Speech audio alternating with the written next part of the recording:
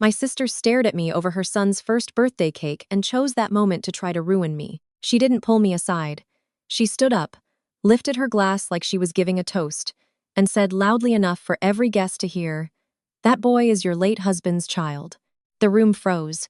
"And since he's Caleb's son," she continued, pointing at the toddler with frosting on his cheeks, "he's entitled to his inheritance, which means I'm taking half of your $800,000 home." A few people gasped, phones tilted toward me, hungry for a reaction. My hands started to shake, my mouth went dry. But my sister, Veronica, smiled like she'd rehearsed this. Then she slapped a folder onto the table. Inside was a document with bold headers, stamps, and the kind of formatting that screams legal to anyone who's never read a real will. Veronica's smirk said, "I win." What she didn't know was that the second she made it public, she stepped onto a trapdoor she built for herself. "My name is Nora. I'm 28. 3 months ago, my husband, Caleb, died in a sudden car accident that still doesn't feel real when I say it out loud. One phone call, one sterile voice, one sentence that didn't belong in my life. 'We're sorry, ma'am.' After the funeral, people stopped visiting. Texts slowed down. Grief didn't. I walked through our home like a ghost, brushing my fingers over familiar surfaces as if I could touch the past and make it return. Our house was worth about $800,000, but to me it wasn't a number. It was the scratch in the hallway from moving the couch. It was the kitchen light Caleb installed himself. It was the spot on the couch where he always sat. Some mornings I couldn't get out of bed. Some nights I stayed awake until sunrise because sleeping meant dreaming, and dreaming meant waking up to the same absence. So when Veronica invited me to her son's first birthday party, I didn't want to go. I wanted to mourn in private. But I told myself family was supposed to help you breathe when your lungs feel crushed. I told myself showing up would be a step back into life. I wrapped a gift, practiced a neutral smile, and drove to her house, repeating a small promise: stay an hour, then leave. The party was loud and bright. Balloons bobbed against the ceiling. Children shrieked and ran in loops. When Veronica saw me, her expression shifted for half a second. Then she switched on a grin and hugged me a little too tightly. "I'm so glad you made it," she said in a voice meant for the crowd. "It means so much." Her eyes, up close, didn't look glad. They looked sharp. I handed her the gift. She set it aside without looking. "Stay for cake," she whispered. "It's important." After an hour, Veronica clinked her spoon against a glass and called everyone over. Her son, Milo, sat in his high chair, already sticky with frosting. Someone started recording on their phone. Veronica smiled for the cameras. Her husband helped Milo smash the cake. People cheered. Then Veronica turned her head toward me like she'd been waiting for that moment. "That boy," she announced, "is Caleb's." Silence hit the room. Veronica lifted the folder again. Caleb made provisions. He wanted his child protected. I didn't say anything while he was alive because I didn't want to upset Nora. But now that he's gone, the truth needs to come out. My heart hammered. I stared at Milo's little hands and tried to understand how my sister could drag a child into a lie like this. "Veronica," I managed, "what are you talking about?" She tilted her head. "Don't pretend you didn't know Caleb and I had history." I felt nausea rise. Veronica's voice grew louder. "And because Milo is Caleb's son, he has a claim, half of Caleb's estate, half of your house." She pushed the folder toward me. A man in a suit stepped forward from the side of the room, like he'd been waiting for his cue. "This is Mr. Stanton," Veronica said. "Our attorney." Mr. Stanton gave me a sympathetic smile that didn't reach his eyes. "Miss Hart, we understand this is upsetting, but the documentation is clear. We'd like to resolve this amicably." Veronica folded her arms. "If you cooperate, we can avoid court. Sign and we're done." Mr. Stanton opened his briefcase and slid another paper across the table. "A settlement agreement, 48 hours. If you refuse, we file. Litigation will be costly." The words felt like a shove, a deadline designed to make me panic. I looked around. So many faces. Veronica wanted witnesses. She wanted me embarrassed into compliance. I took a slow breath and forced myself to speak calmly. "Where did this will come from?" Veronica's smile returned. "Caleb was smarter than you think." I opened the folder. Last will and testament, sat on top with Caleb's name and what looked like his signature. To anyone at the party, it looked legitimate. But to me, something felt off. The slant was wrong. The loop of the C was too round. Mr. Stanton cleared his throat. Miss Hart, you should consider signing today. Veronica leaned closer. Don't make me the bad guy, Nora. I'm protecting my son. I closed the folder, set it down, and stood up. The room inhaled. Veronica's eyes widened slightly. She thought I was about to explode. Instead, I said, Happy birthday, Milo. Veronica blinked. Excuse me? I'm leaving, I said, and picked up my purse. Mr. Stanton stepped forward. Walking away won't change the legal situation. I met his gaze. I'm not walking away from the legal situation. I'm walking away from this circus. Veronica's smile cracked. Don't be dramatic. I looked at her and gave her the smallest smile. If you think I'm going to sign anything at a children's party, you're even dumber than I thought. I left. In the car, my hands shook so hard I had to pull over. Grief and anger fought inside me. A part of me wanted to believe it was impossible. Another part whispered, what if?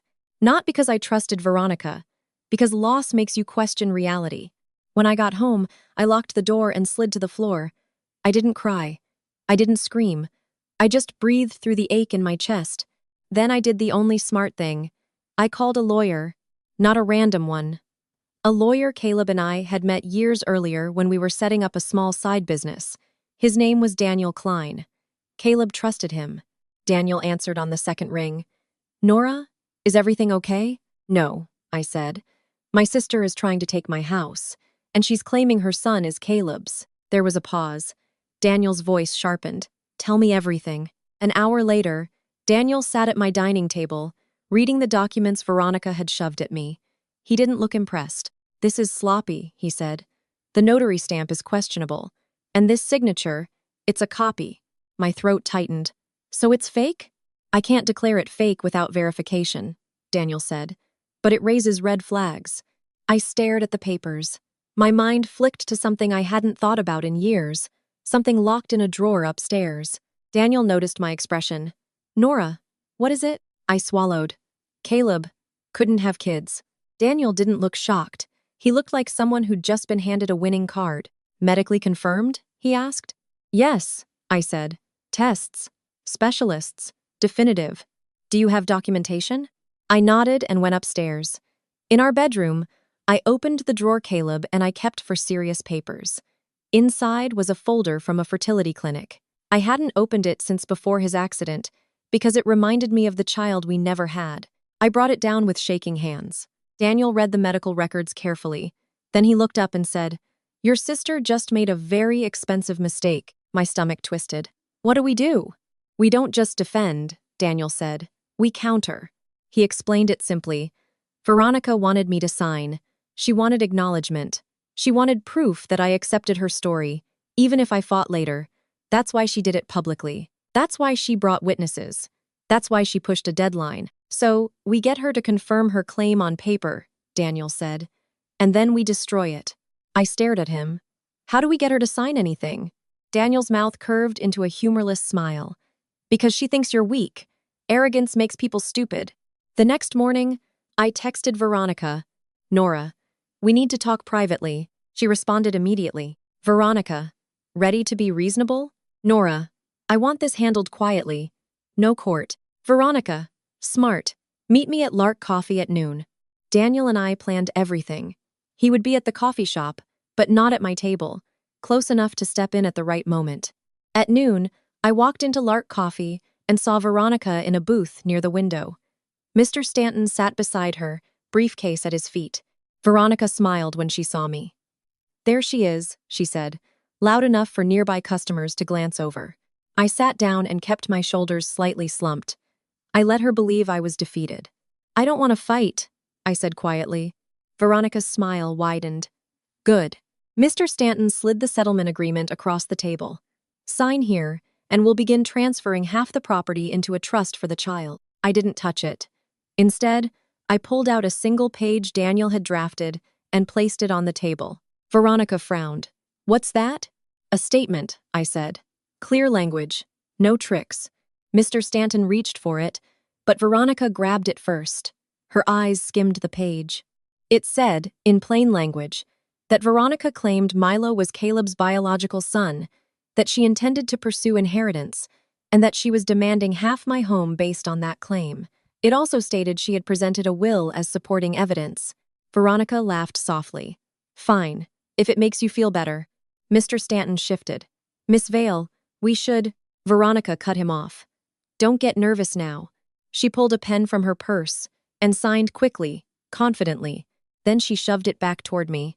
Now sign the real agreement. I picked up Veronica's signed statement and slid it into my folder.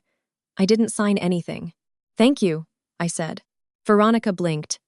For what? For confirming your claim, I said, standing up. Her smile faltered. What are you doing? At that moment, Daniel stood from a nearby table and walked over. Mr. Stanton stiffened. Veronica's eyes narrowed. Who's that? My attorney, I said. Mr. Stanton's face tightened. This meeting was intended to be informal. Daniel sat down calmly and placed Caleb's medical folder on the table. Informal is fine, he said. But fraud isn't, Veronica scoffed. Fraud? Don't be ridiculous. Daniel opened the folder and slid a letter across the table. Here are medical records confirming that Caleb Hart was permanently infertile, irreversibly. Veronica stared at the page. The color drained from her face.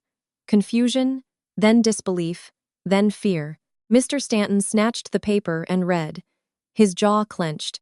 Veronica's voice came out thin. That's fake. Daniel shook his head. It's authentic.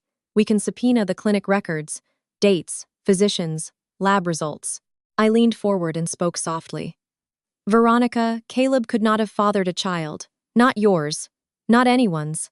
Veronica's hand started shaking. She looked at Mr. Stanton, desperate. Say something. Mr. Stanton's professional mask slipped. Veronica, we need to stop. Veronica snapped. No, she's lying. Daniel's voice stayed calm. And the will you presented is likely forged. We intend to file reports regarding document forgery and attempted fraudulent transfer of property. Mr. Stanton looked suddenly less confident, like he realized his client was radioactive. Veronica stared at me with raw hatred. You set me up. I tilted my head. No, you set yourself up. You thought grief made me stupid. Daniel tapped the paper she signed. This statement confirms intent. If you proceed, we will countersue for damages and pursue criminal charges. Also, you are to cease contacting Nora directly. All communication goes through my office. Mr. Stanton stood abruptly, shoved papers into his briefcase, and looked at Veronica like she'd ruined his life. Veronica, he said through his teeth, we're leaving. Veronica grabbed his sleeve. You can't leave. He yanked his arm away. You lied to me, he hissed. You told me you had proof. Veronica's eyes snapped back to me, wild and desperate. She looked like she wanted to flip the table, but she couldn't without making it worse. For once, she was trapped by consequences. I stood up and looked down at her. Happy birthday to your son, I said quietly. I hope you don't teach him to steal. Veronica made a choked sound, half sob, half rage. I turned and walked out with Daniel. Outside, sunlight hit my face, and I took a deep breath that felt like the first full breath in months. Caleb was still gone. The house was still quiet. But Veronica wasn't getting my home, and she wasn't turning my husband's memory into her payday. If there's a lesson here, it's this. When someone tries to rush you, slow down. When someone corners you in public, refuse to perform. Don't sign anything under pressure. Step back, get help, and gather facts. Then let their own arrogance do the rest. Because the best revenge isn't screaming, it's consequences. Over the next few days, Daniel moved fast. He sent Veronica a cease and desist letter outlining the medical evidence and warning that any attempt to file for probate using the alleged will would trigger immediate action. He also requested verification from the notary listed on the stamp. That part mattered, because real notaries keep journals. They record dates, IDs, and signatures. A forged stamp is a loud mistake. I expected Veronica to lash out. She always did when she felt cornered. She preferred tantrums over apologies, but the first thing she did was try to recruit allies. That evening, my mother called me, voice tight. Nora, why are you embarrassing your sister? She's only thinking of the child. I almost laughed. My mother hadn't asked if I was okay since Caleb died. Now, she had plenty of energy for Veronica's feelings. Mom, I said, keeping my voice level. Veronica ambushed me at a birthday party and tried to steal my house. She used Caleb's name to do it. There's nothing to defend. She says you're being cruel, Mom insisted. She says you're refusing to share what Caleb would have wanted. I took a slow breath. Caleb would have wanted the truth. And the truth is, he couldn't father a child. That's documented. Veronica's claim is impossible. There was a long silence. I could hear my mother's breathing, uneven, like she didn't know which reality to choose. Finally, she said, "That's private." "It was private," I replied, until Veronica made it public. Mom tried one more angle. "Maybe the doctors were wrong." "Mom," I said, sharper now, "this isn't a fairy tale. It's medical records. If Veronica files anything, she risks criminal charges. So if you care about her, tell her to stop." My mother hung up without saying goodbye. The next day, Veronica texted me from a new number. Like that would change anything. "Veronica, you think you're so smart. You always thought you were better than me. Nora, all communication goes through my attorney. Veronica, you're going to regret this." I forwarded the messages to Daniel and blocked the number. I didn't feel brave. I felt tired. But I also felt clear. Grief had stripped my life down to essentials. And one essential was this. I wasn't going to be bullied in my own home. A week later, Daniel got confirmation from the notary's office. The notary listed on the will had never notarized anything for Caleb. The stamp number didn't match their records. Daniel called me with the update, and for the first time in months, I heard myself laugh short, bitter, relieved. "That's it," Daniel said. "If she pushes forward, she's done." Veronica didn't push forward. She didn't have the courage to walk into a courthouse with a lie that loud. What she had was noise. So she tried to spread rumors instead. A friend from the party messaged me, "I'm sorry. I didn't know what to think. Veronica told people you're hiding money." I replied with one sentence, "There's documented medical proof her claim is false." The rumors died faster after that. Lies don't survive sunlight when the receipts are real. On a quiet Sunday, I sat alone in the living room and looked at the house the way Caleb and I once did when we were still dreaming. I imagined him teasing me for being stubborn. I imagined him telling me to stop apologizing for existing. He used to say, "Nora, you don't owe anyone softness when they're swinging at you." He was right. Veronica wanted my grief to make me compliant. She wanted me to sign away my stability because I was too broken to fight. Instead, she reminded me of something grief had already taught me. If you don't protect what's yours, someone will happily take it. So I'm still here. The house is still mine. The hallway scratch is still there. The kitchen light still hums. Some nights I still wake up reaching for Caleb and finding emptiness. But when I remember that birthday cake, I don't feel helpless anymore. I feel certain. Because the day Veronica tried to steal my home was the day she proved she didn't deserve access to my life at all. And I will never forget that.